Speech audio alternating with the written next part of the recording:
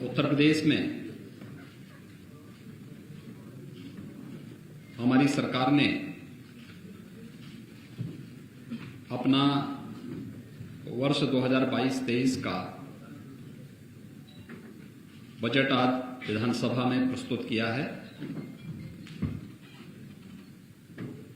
यह बजट प्रदेश की 25 करोड़ जनता की जनाकांक्षाओं की भावनाओं के अनुरूप प्रदेश के समग्र विकास को ध्यान में रख करके गांव, गरीब, किसान, नौजवान, महिलाएं, श्रमिक और समाज के प्रत्येक तबके को ध्यान में रख करके बनाया गया है। आदरणीय प्रधानमंत्री जी के नेतृत्व में, उनके मार्गदर्शन में लोक कल्याण संकल्प पत्र की भावनाओं के अनुरूप देश की सबसे बड़ी आबादी का राज्य उत्तर प्रदेश उन जन आकांक्षाओं की पूर्ति कर सके और समग्र विकास के लक्ष्य को प्राप्त करने में सहायक हो सके, इस दिशा से उत्तर प्रदेश सरकार का यह बजट 5 वर्षों का एक विजन भी है, जो प्रदेश के सर्वसमावेशी समग्र विकास के साथ साथ एक उज्जवल भविष्य की रूपरेखा भी तैयार करेगा। मित्रों, हम लोगों ने 2022 का विधानसभा का चुनाव के पूर्व एक लोक कल्याण पत्र जारी किया था। ये लोक कल्याण संकल्प पत्र में कुल 130 घोषणाएं हुई थी। इन 130 जो संकल्प हमारे लोक कल्याण संकल्प पत्र में थे, उसमें से 97 संकल्पों को हम लोगों ने इस बजट में पहले ही बजट में स्थान दिया है और इसके लिए हम लोगों ने 54,883 करोड़ रुपए का भी प्रावधान किया है। जो संकल्प 130 संकल्प थे, उनमें से कुछ संकल्प पहले से चले आ रहे थे, कुछ नए थे। उनमें से 97 संकल्पों को आज यहां पर इस बजट में स्थान दिया गया है, जिसमें 44 संकल्प नए हैं। इनमें जो प्रमुख घोषणाएं हैं आज के बजट में, वह मुख्य रूप से उज्ज्वला योजना के अंतर्गत जो लाभार्थी परिवार हैं, उनको वर्ष में 2 रसोई गैस के सिलेंडर उपलब्ध करवाने की घोषणा, और वह बजट में उन्हें स्थान दिया गया है। अन्नदाता किसानों के लिए भामाशाह भाव स्थिरता कोष की स्थापना के लिए धनराशि फंड की स्थापना की गई है। यहां पे हम लोग पहले से ही एमएसपी का लाभ धान, गेहूं और अन्य फसली के लिए किसानों को उपलब्ध कराते रहे हैं, लेकिन आलू, टमाटर, प्याज आदि फसलों के लिए इस प्रकार की व्यवस्था अब तक नहीं थी। इस बजट में हम लोगों ने अपने अन्नदाता किसानों को राहत देने के लिए भाव स्थिरता कोष की स्थापना भी की है और उस कोष के लिए भी व्यवस्था की है। प्रदेश के अंदर आदरणीय प्रधानमंत्री जी का जो देश के लिए विजन है कि हम फर्टिलाइजर, केमिकल और पेस्टिसाइड में कमी लाते हुए प्राकृतिक खेती को बढ़ावा दे सकें। प्राकृतिक खेती की दिशा से उत्तर प्रदेश ने आदरणीय प्रधानमंत्री जी के मार्गदर्शन में पहले से ही अपनी कार्य योजना बनाई थी और उस कार्यक्रम के तहत यहां पे ट्रेनिंग के कुछ विशेष कार्यक्रम भी चले थे। प्रदेश में इस समय हजारों किसान ऐसे हैं जो प्राकृतिक खेती के साथ जुड़े हैं। उनके लिए टेस्टिंग लैब की स्थापना भी हर कमिश्नरी स्तर पर हम लोग स्थापित कर रहे हैं। लेकिन अगले 5 वर्ष के लिए संपूर्ण बुंदेलखंड को प्राकृतिक खेती योजना के साथ जोड़ने की कार्रवाई को भी हम लोगों ने इस योजना में लिया है। इससे पहले गंगा के किनारे के जो 5-5 किलोमीटर के दायरे के क्षेत्र हैं, भारत सरकार के साथ मिलकर के इस कार्य योजना को हम आगे बढ़ा रहे हैं। लोक कल्याण संकल्प पत्र में एक और घोषणा हम लोगों ने की थी, वह थी किसानों के लिए सिंचाई की योजना की व्यवस्था अगले 5 वर्ष के अंदर यानी 0 तक पहुंचाना, फ्री में उन्हें सिंचाई की सुविधा उपलब्ध हो सके। इसके लिए हम लोग पीएम कुसुम योजना के अंतर्गत निःशुल्क सोलर पैनल उपलब्ध कराने की कार्रवाई को आगे बढ़ा रहे हैं। 15,000 से अधिक सोलर पैनल की कार्रवाई को इस वित्तीय वर्ष में हम लोगों ने इस बजट का हिस्सा बनाया है, जिसका लाभ हमारे अन्नदाता किसानों को प्राप्त होगा। इसके अलावा प्रदेश के अंदर हम लोगों ने जो अन्नदाता किसानों की जिससे अन्य जो तमाम घोषणाएं की हैं, जो इस बजट में हम लोगों ने इसे स्थान दिया है, जो प्रस्ताव दिए हैं, उसमें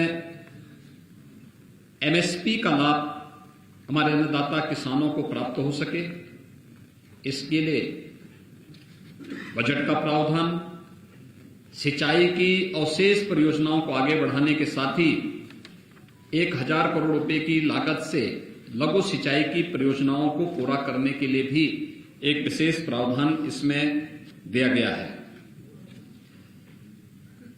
निषाद राज बोर्ड सब्सिडी योजना के अंतर्गत नाविकों के लिए नाव खरीद के लिए 40% तक सब्सिडी उपलब्ध करवाने की भी योजना हम लोगों ने इसके साथ ली है। और प्रदेश के अंदर गरीब कल्याण योजना के अंतर्गत एक गरीब कल्याण कार्ड भी जारी करने के लिए संपूर्ण परिवार सर्वेक्षण योजना को भी हम लोगों ने लिया है, जिससे पता लग सके कौन परिवार ऐसा है कि जो योजनाओं में केंद्र और प्रदेश सरकार की योजनाओं से भी वंचित रह गया है, और फिर उसके लिए एक स्पेशल स्कीम चलाना है। दूसरा, प्रदेश के अंदर रोजगार के सृजन और स्वरोजगार के सृजन के लिए हर परिवार का एक व्यक्ति सरकारी नौकरी, रोजगार या स्वतः रोजगार के साथ जुड़े, इसके सर्वेक्षण के कार्यक्रम को भी हम लोगों ने इस बजट में स्थान दिया है। एमबीबीएस और पीजी की सीटें पिछले 5 वर्षों के अंदर प्रदेश के अंदर दुगनी हुई हैं। इसको दुगनी करने के लिए, इसको उससे भी ज्यादा करने के लिए हम लोगों ने बजट में प्रावधान किया है। अयोध्या में इंटरनेशनल एयरपोर्ट की स्थापना करने के लिए भी आवश्यक धनराशि की व्यवस्था इसमें की गई है। प्रदेश के अंदर वे असेवित जनपद जहां पे मेडिकल कॉलेज का निर्माण की कल्पना कोई सोचता भी नहीं था, बिजनौर, कुशीनगर, सुल्तानपुर, गोंडा, ललितपुर, लखीमपुर खीरी, चंदौली, बुलंदशहर, सोनभद्र, पीलीभीत, औरैया, कानपुर देहात, कौशाम्बी और अमेठी, वहां पर भी उसके लिए बजट का प्रावधान इस बजट में हम लोगों ने किया है। बुजुर्ग पुजारियों के लिए, संतों के लिए और उस तबके के लिए जो अब तक उपेक्षित था, एक पुरोहित कल्याण बोर्ड के गठन की कार्रवाई और उसके माध्यम से पुरोहित्य कला को आगे बढ़ाने के साथ साथ उनके समग्र विकास और प्रोत्साहन के लिए भी एक बोर्ड के गठन के कार्यक्रम को भी हम लोगों ने इसमें लिया है।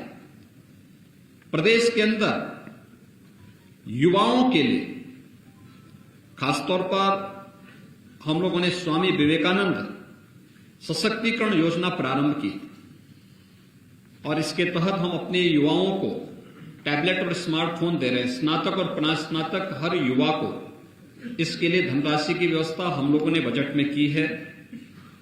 इसके साथ ही प्रदेश के अंदर सामूहिक विवाह योजना के लिए भी, जिसमें हम 51,000 रुपए गरीब कन्याओं की शादी के लिए, किसी भी जाति मत मजहब से जुड़ी हुई कन्या हो, 51,000 रुपए हम उसके लिए उपलब्ध करवाते हैं। तो वह उसके लिए भी विगत वर्ष तक प्रतिवर्ष 250 रुपये हुआ करता था। इस बार हम लोगों ने इस राशि को बढ़ाकर के 600 करोड़ रुपए का प्रावधान किया है। निराश्रित महिला पेंशन की योजना 300 से बढ़ाकर के 1,000 रुपया किया गया है और इसके लिए भी जो पहले धनराशि गत वर्ष तक 1,812 करोड़ हुआ करती थी, इस राशि को बढ़ाकर के 4,032 करोड़ रुपए किया गया है। प्रदेश के प्रतिभाशाली युवाओं के लिए हर जनपद में अभ्युदय कोचिंग की व्यवस्था, जिससे वह अखिल भारतीय स्तर पर और प्रदेश स्तर पर किसी भी प्रतियोगी परीक्षा की तैयारी के लिए स्थानीय स्तर पर उसकी ट्रेनिंग हो सके, उसे कोचिंग की सुविधा फ्री में उपलब्ध हो सके। इसके लिए मुख्यमंत्री अभ्युदय कोचिंग योजना के लिए भी हम लोगों ने व्यवस्था की है। वृद्धावस्था पेंशन की राशि, गत वर्ष तक ये राशि 3,600 करोड़ रुपए सालाना हुआ करती थी। इस बार इसको बढ़ा करके 7,000 करोड़ रुपए से अधिक की इसमें बढ़ोतरी की है। यह राशि भी पहले उन बुजुर्गों को 300 रुपए मिलती थी, फिर वो बढ़ा करके 500 हमारी सरकार ने किया और उसे इस समय 1,000 रुपए करने का प्रावधान भी किया गया है। प्रदेश के अंदर जो शुगर मिल है, चीनी उद्योग में विगत कुछ वर्षों के दौरान, पिछले 5 वर्ष के दौरान उत्तर प्रदेश ने देश में बहुत अग्रणी भूमिका में काम किया है। यहां तक कि कोरोना जैसी महामारी के दौरान भी हमने प्रदेश में चीनी मिलों को बंद नहीं होने दिया। गन्ना किसान के मन में उसके प्रति एक विशेष उत्साह भी है कि पहली बार ऐसे देखने को मिला जब कि सरकार अपने स्तर पर इनिशिएटिव लेकर के गन्ना किसानों के हितों के लिए कार्य कर रही है। हम लोगों ने पिछले बार 3 चीनी मिलों की नई स्थापना की थी। इसमें रमाला चीनी मिल, मुंडेरवा चीनी मिल और पिपराइच चीनी मिल। इसके अलावा कुछ चीनी मिलों को जो बंद थे उनको हमने प्रारंभ किया। इस बार भी लगभग 6 ऐसी चीनी मिलों के लिए जो जर्जर स्थिति में हैं, उनके एक्सपेंशन और वहां उनके आधुनिकीकरण की कार्रवाई को भी सरकार ने अपने हाथ में लिया है, जिसमें क्षमता विस्तार के साथ साथ वहां पर आधुनिक चीनी मिलें लग सकें। ये प्रदेश के अलग अलग स्थानों पर हैं। उसमें सांथा है, ननौता है, आपके छाता चीनी मिल है, बुड़वल है। इसी के साथ ही जो मोहद्दीनपुर मेरठ की चीनी मिल है, उसमें डिस्टिलरी की स्थापना की कार्रवाई को भी हम लोगों ने इस बजट में स्थान दिया है। मित्रों, 2019 का प्रयागराज कुंभ उत्तर प्रदेश और देश और दुनिया के सामने अपनी एक नई पहचान बनाया। यह हमारा सौभाग्य है 2025 में फिर महाकुंभ का आयोजन होगा। दुनिया का सबसे बड़ा आध्यात्मिक और सांस्कृतिक आयोजन। हमारी सरकार अभी से इसकी तैयारी प्रारंभ करने जा रही है और इसके लिए हम लोगों ने बजट में प्रावधान किया है। इसके लिए एक अलग से मत खोल करके प्रयागराज कुंभ को फिर से ऐतिहासिक बना करके देश और दुनिया का एक यूनिक इवेंट के रूप में से प्रस्तुत करने के लिए यह व्यवस्था भी इसमें की गई है। लोक परंपरा और लोक संस्कृति किसी भी सांस्कृतिक विरासत की आधार होती है। लोक गाथा, लोक परंपरा इस संस्कृति की आत्मा होती है। प्रदेश इस दिश से बहुत समृद्ध है। यहां पे पूर्वी उत्तर प्रदेश में भोजपुरी बोली जाती है, अवध और इसके आसपास के क्षेत्र में अवधी बोली जाती है। ब्रज हमारा जो क्षेत्र है इसमें ब्रज भाषा बोली जाती है। बुंदेलखंड क्षेत्र में बुंदेलखंडी बोली जाती है। इन सब की भी एकेडमी स्थापित हो, इन पर शोध हो, वहां पर इन लोक परंपराओं और लोक भाषाओं के उत्थान के लिए कुछ कार्य हो सके, इसके लिए संत कबीरदास भोजपुरी एकेडमी, केशवदास बुंदेली अकादमी, गोस्वामी तुलसीदास अवधी अकादमी और संत सूरदास ब्रजभाषा अकादमी के स्थापना की कार्रवाई को भी हम इस बजट में हम लोगों ने स्थान दिया है। वाराणसी में वहां पर काशी विश्वनाथ धाम की स्थापना के बाद जो टूरिस्ट का फुटफॉल बढ़ा है, कई गुना बढ़ा है। प्रतिदिन 1 लाख श्रद्धालु बाबा विश्वनाथ मंदिर में दर्शनार्थ आ रहा है। काशी और उसके आसपास के क्षेत्र में प्रधानमंत्री जी के विजन के अनुरूप समग्र विकास को देख करके अभिभूत होता है। वाराणसी में श्रद्धालुओं और यात्रियों के लिए, स्थानीय नागरिकों की सुविधा के लिए रोपवे के निर्माण के साथ ही मेट्रो के निर्माण के कार्रवाई का भी प्रावधान गोरखपुर, वाराणसी, झांसी, मेरठ, इस सिटी में भी हम लोगों ने मेट्रो परियोजना के लिए भी, प्रयागराज, यहां पर मेट्रो परियोजना के लिए भी धनराशि की व्यवस्था हम लोगों ने की है। पूर्व मुख्यमंत्री सदैव कल्याण सिंह जी की स्मृति में राज्य सरकार एक नई योजना को लेकर आ रही है, जिसमें बाबूजी कल्याण सिंह ग्राम उन्नत योजना, जिसमें प्रदेश की सभी ग्राम पंचायतों के लिए सड़कों पर स्ट्रीट लाइट के रूप में सोलर स्ट्रीट लाइट के लिए हम कार्य कर सकें, इसके लिए फंड की व्यवस्था हम लोगों ने इस बजट में किया है। इसके अलावा प्रदेश के अंदर तमाम अन्य स्थानों पर प्रतापगढ़, अलीगढ़, प्रयागराज, महोबा में नए औद्योगिक स्टेट वहां पे स्थापित करने के लिए, अयोध्या में सेपेट केंद्र के भवन निर्माण के लिए, प्रयागराज में ऊनी धागा उत्पादन केंद्र की स्थापना के लिए भी इस बजट में प्रावधान किया गया है। महर्षि वाल्मीकि के सांस्कृतिक केंद्र के रूप में लालापुर चित्रकूट को, निषादराज गोय सांस्कृतिक केंद्र श्रृंगवेरपुर को, संत रविदास संग्रहालय और सांस्कृतिक केंद्र वाराणसी और संत तुलसीदास जी की पावन भूमि राजापुर के सुंदरीकरण और विकास के कार्यक्रम को भी हम लोगों ने इस बजट में स्थान दिया है। प्रदेश के हम लोगों ने विगत 2 वर्षों के अंदर प्रदेश के अंदर और दुनिया ने कोरोना महामारी को झेला है। कोरोना महामारी के दौरान हमारे सामने जो सबसे बड़ा चैलेंज था, शिक्षा के बारे में, शिक्षा भी जो प्रभावित होने वाले क्षेत्र थे उनमें से एक था। इसके लिए महाविद्यालय स्तर पर, माध्यमिक स्तर पर और बेसिक शिक्षा स्तर पर हम शिक्षा के आधुनिकीकरण की तरफ भी जा सकें, टेक्नोलॉजी का उपयोग कर सकें। महाविद्यालयों में स्मार्ट क्लासेस के लिए भी धनराशि की व्यवस्था इस बजट में हम लोगों ने यहां पर विशेष रूप से किया है। असेवित मंडलों में राज्य विश्वविद्यालयों की स्थापना का प्रावधान बजट में किया गया है।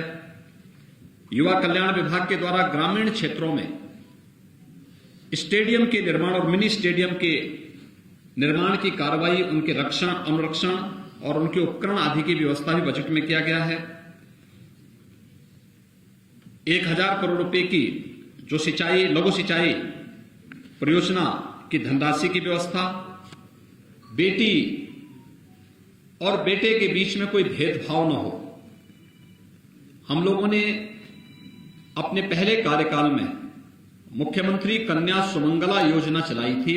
मुझे प्रसन्नता है कि 12,68,000 से अधिक बेटियां इस योजना से लाभान्वित हो रही हैं। उनकी इस योजना को और भी अच्छे ढंग से आगे बढ़ाने के लिए और अधिक से अधिक बेटियां इसका लाभ ले सकें, इसके लिए भी मुख्यमंत्री कन्या सुमंगला योजना के लिए धनराशि का प्रावधान हम लोगों ने बजट में किया है। दिव्यांगजन कल्याण योजना के अंतर्गत दिव्यांगजनों की पेंशन की राशि, जो पहले उन्हें 300 रुपए पेंशन मिलती थी, सरकार ने पहले उसे 500 रुपए किया और फिर 1000 रुपए करते हुए जो व्यवस्था की थी उसके अंतर्गत भी 720 करोड़ रुपए का प्रावधान दिव्यांगजनों के पेंशन की राशि के लिए विशेष रूप से किया गया है। खेलकूद और अपने युवाओं को इस दिशा में प्रोत्साहित करने के लिए प्रदेश सरकार ने एक कॉर्पस फंड की स्थापना की है। एकलव्य क्रीड़ा कोष की स्थापना, इसका भी प्रस्ताव हम लोगों ने बजट में किया है और मुझे विश्वास है कि खेलो इंडिया खेलों के तहत इसको जोड़ते हुए हम प्रदेश के ग्रामीण क्षेत्र के साथ साथ शहरी क्षेत्रों में भी खेलकूद की प्रतियोगिताओं को आगे बढ़ाने के लिए लोगों में एक स्वस्थ प्रतिस्पर्धा को आगे बढ़ाने में सफल होंगे और प्रधानमंत्री जी की मंशा के अनुरूप हम लोग प्रदेश को अच्छी खेल प्रतिभाओं को देने में सफल होंगे। वन डिस्ट्रिक्ट वन प्रोडक्ट ने प्रदेश के बारे में लोगों की सोच को बदला है और प्रदेश की सोच को बदलते हुए हमने वन डिस्ट्रिक्ट वन प्रोडक्ट की योजना ने परंपरागत उद्यम को प्रोत्साहित करने, स्थानीय स्तर पर रोजगार के सृजन को बढ़ाने और लोगों को स्थानीय स्तर पर ही तमाम प्रकार से रोजगार उपलब्ध कराने में काफी बड़ी मदद की है। हमने बजट में इसका प्रावधान किया है। लगभग 263 करोड़ 75 लाख रुपए का प्रस्ताव बजट में ओडीओपी योजना के लिए किया गया है। मुख्यमंत्री युवा स्वरोजगार योजना के लिए भी प्रदेश के युवाओं को स्वयं का स्टार्टअप स्थापित करने, अपना उद्यम स्थापित करने के लिए प्रोत्साहित करने के लिए भी 125 करोड़ रुपए का प्रावधान हम लोगों ने बजट में किया है। विश्वकर्मा श्रम सम्मान योजना के लिए भी 112 करोड़ 50 लाख रुपए बजट में प्रावधान किया गया है। प्रदेश के इंफ्रास्ट्रक्चर डेवलपमेंट का भी व्यवस्थाएं बजट में की गई हैं, चाहे वह Bundelkhand expressway, defence corridor, Gorakhpur link expressway हो और जितने भी एक्सप्रेसवे हैं, इन सब पर औद्योगिक गलियारों के विकास के साथ साथ इन कार्यक्रमों को आगे बढ़ाने प्रदेश के 18 कमिश्नरी में श्रमिकों, कोविड कालखंड के दौरान अनाथ हुए बच्चों या फिर उन सभी बच्चों के लिए जो अनाथ हो चुके हैं, जिनका कोई भी लीगल अभिभावक नहीं है, उन बच्चों के लिए अटल आवासीय विद्यालय हमारे वर्तमान में निर्माणाधीन है। नए सत्र में हम उन्हें संचालित करेंगे, इसके लिए भी प्रावधान हम लोगों ने यहां पर किया है। बुंदेलखंड में general Bipin Rawat defence and industrial corridor के विकास का प्रस्ताव भी हम लोगों ने, इसके लिए भी 400 करोड़ रुपए की धनराशि का प्रस्ताव हम लोगों ने किया है।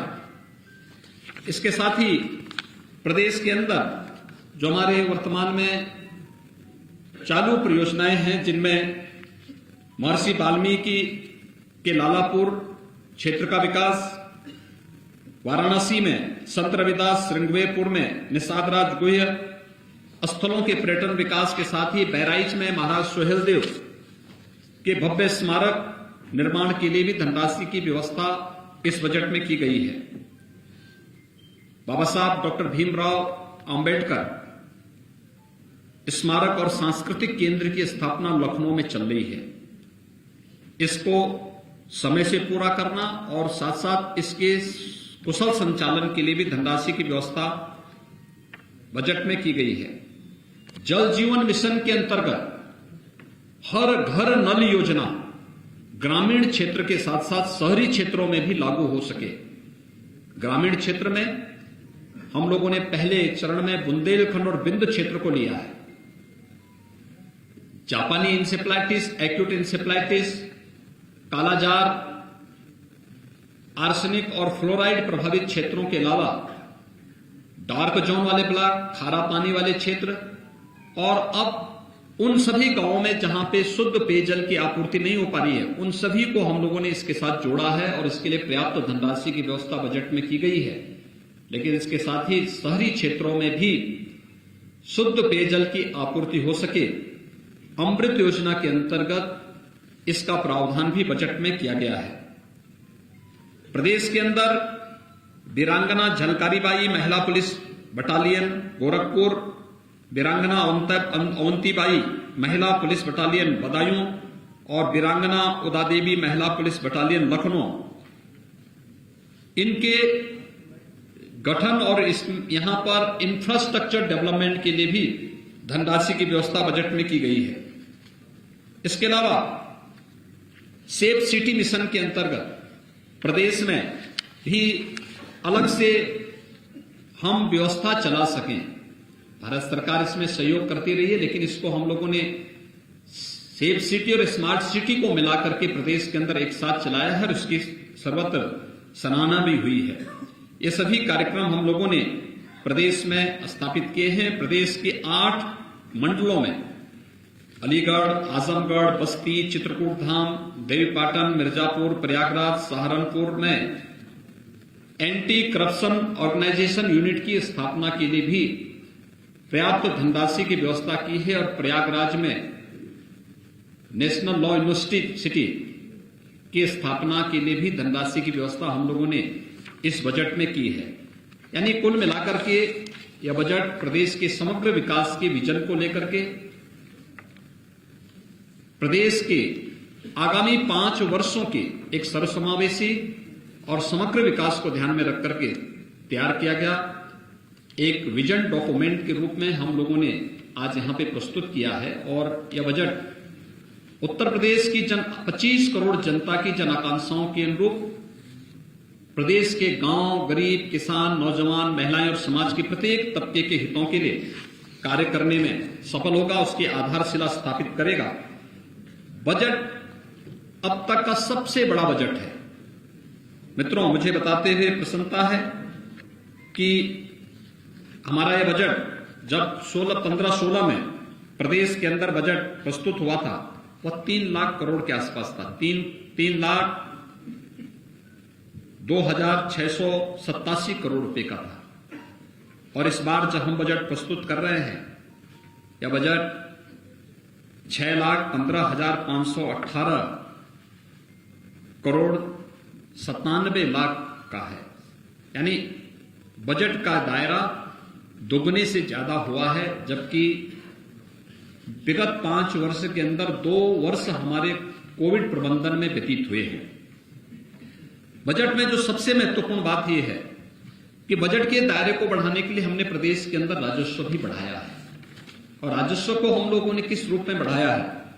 अगर मैं जीएसटी, वैट आदि की बात करूं तो 2017 के पहले प्रदेश के अंदर या देश के अंदर जीएसटी नहीं था। वन नेशन वन टैक्स 2017 जुलाई 2017 में लागू हुआ, लेकिन उससे पहले सेल टैक्स और वैट था। उस समय प्रदेश में सेल टैक्स और वैट से जो धनराशि प्राप्त होती थी वो मात्र 51,000 करोड़ रुपए प्राप्त होती, 51,800 करोड़ रुपए प्राप्त होती थी। कोविड-19 के बावजूद 2 वर्ष इसमें हम लोगों के अमूल्य खर्च हुए, प्रबंधन में खर्च हुए, लोगों की इनकम पे असर पड़ा, कई महीनों तक लॉकडाउन के कारण व्यापार पर असर पड़ा, अर्थव्यवस्था पर उसका बुरा असर पड़ा।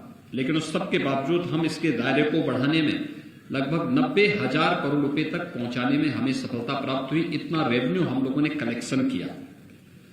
एक्साइज में उत्तर प्रदेश में कुल 14,273 करोड़ रुपए प्राप्त हुए थे 16-17 में, और इस समय हम लोग 21-22 में इसे 36,231 करोड़ से अधिक पहुंचाने में हमें सफलता प्राप्त हुई।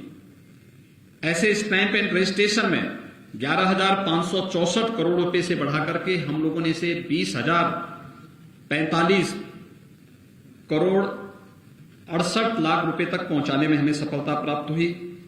माइनिंग में 1,548 करोड़ रुपए से बढ़ा करके इसे 2,664 करोड़ रुपए तक पहुंचाने में प्रदेश के अंदर एक माइनिंग पॉलिसी लाने के बाद हमें इसे पहुंचाने में सफलता प्राप्त हुई। कुल मिलाकर के प्रदेश ने अपने रेवेन्यू को बढ़ाया है। रेवेन्यू को बढ़ाने के साथ साथ प्रदेश के विकास का जो आधार बना, उस आधार के साथ ही उस आधारशिला पर जो आगे की कार्रवाई प्रारंभ हुई, आज उसके परिणाम हम सबके सामने आ रहे हैं। प्रति व्यक्ति आय में वृद्धि हुई। प्रदेश की अर्थव्यवस्था विगत 5 वर्ष के अंदर दुगनी हुई है और बजट का दायरा भी हमारा दुगने से अधिक आज 2022-23 का प्रस्तुत हुआ है। सबसे महत्वपूर्ण बात इस बजट की है वो ये कि रिजर्व बैंक और भारत सरकार ने जो एफआरबीएम की, राज्यों के लिए एफआरबीएम की जो सीमा तय की है कि आप ऋण लेने की जो सीमा आपकी होगी वह पहले 3% थी। कोविड कालखंड में उसे बढ़ा करके 4 फिर 4.5% किया। पहले 4% तक बढ़ाया था, फिर बाद में उसको 4.5% तक किया गया कि आपकी जो कुल जीएसडीपी होगी उसके इतने तक आप ऋण ले सकते हैं। उत्तर प्रदेश आज भी अपना बजट के दायरे को बढ़ाने, बेहतर कोविड प्रबंधन करने, इंफ्रास्ट्रक्चर डेवलपमेंट के कार्यक्रमों को आगे बढ़ाने, लोक कल्याण के कार्यक्रमों को आगे बढ़ाने, प्रदेश के प्रत्येक तबके के लिए, गरीबों के लिए, गांवों के लिए, महिलाओं के लिए, किसानों के लिए, मजदूरों के लिए, व्यापारियों के लिए, समाज के प्रत्येक तबके के लिए अपनी कल्याणकारी योजनाओं को आगे बढ़ाने और समग्र विकास के कार्यक्रमों को आगे बढ़ाने के साथ ही एफआरबीएम की जो सीमा 4.5% तक तय की गई है, हम अपने कुशल वित्तीय प्रबंधन के तहत यह हमारा इस बजट के बाद भी 3.96% ही रहेगा। हम 4% से भी कम पर आज भी है। बजट का दायरा बढ़ा, प्रदेश के अंदर इंफ्रास्ट्रक्चर डेवलपमेंट के कार्यक्रम हुए, निवेश की नई नई संभावनाओं को हम लोगों ने नई पॉलिसी के माध्यम से आगे बढ़ाने का कार्य किया। ये प्रदेश की कुशल वित्तीय प्रबंधन का एक नमूना है। आज विधानसभा में उत्तर प्रदेश का 2022-23 का ये बजट प्रस्तुत हुआ है। मैं इसके लिए वित्त मंत्री जी को, अपने अपर मुख्य सचिव वित्त और उनकी पूरी टीम को हृदय से धन्यवाद देता हूं। पूरा मंत्री परिषद उनके सहयोग के लिए हमेशा तैयार रहा और हम विश्वास व्यक्त करते हैं कि आदरणीय प्रधानमंत्री जी की मंशा के अनुरूप यह बजट $1 ट्रिलियन की इकोनॉमी आगामी 5 वर्ष के दायरे के अंदर हम लोग आगे बढ़ाने में सफल होंगे। इस विश्वास के साथ यह बजट आज प्रस्तुत हुआ है। मैं विश्वास व्यक्त करूंगा कि लोक कल्याण संकल्प पत्र के जो 130 संकल्प थे उनमें से 97 को हम लोगों ने इसमें लिया है।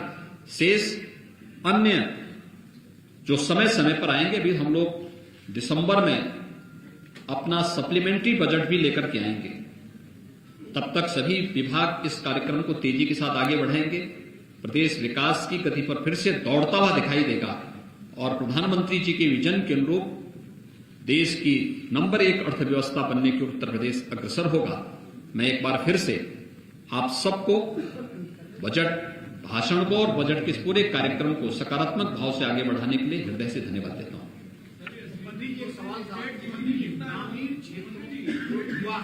इस समय हमारी जो है 20,48,000 करोड़ रुपए से अधिक की है। कोविड के दौरान ये प्रभावित हुई थी, लेकिन फिर भी अच्छी दिशा में आगे बढ़ रही है।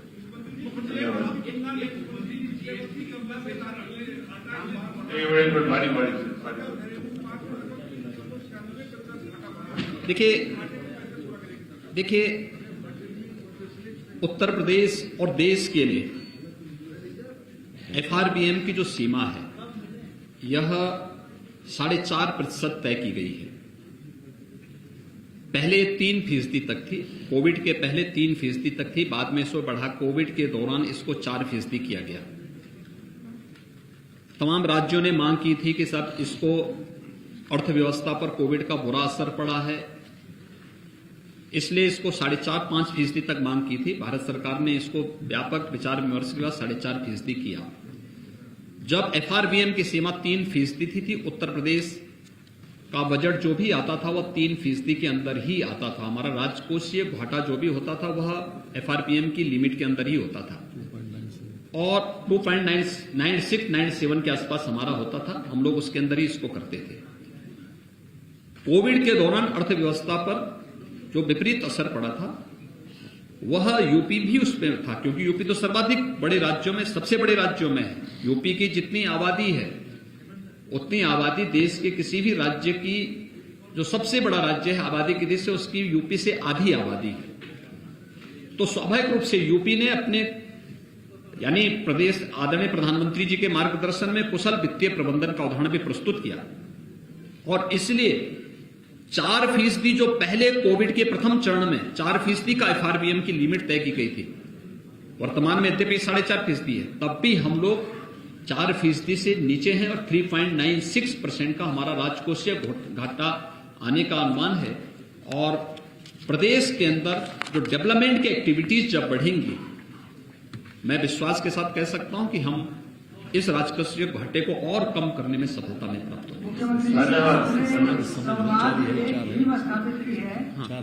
जी, आपने संवाद से समाधान ये टीम स्थापित की, जिसका प्रभाव देखने को मिला।